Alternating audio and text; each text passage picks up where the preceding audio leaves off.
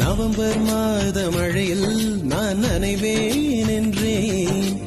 எனக்கும் கூட நனைதல் மிக பிடிக்கும் என்றாய். மொட்டை மாடி நிலவில் நான் குளிப்பேன் என்றேன். எனக்கும் அந்த குளியல் மிக பிடிக்கும் என்றாய். சுகமான குரல் யார் என்றால் சுசீலாவின் குரல் என்றேன்.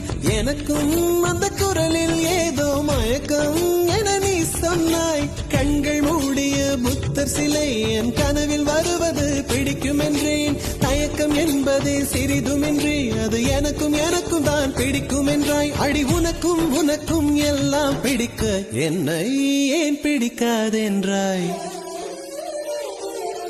கவிதை பாடின கண்கள், காதல் பேசின கைகள், கடைசியில் எல்லாம் பொய்கள். என் பிஞ்சு நெஞ்சு தான்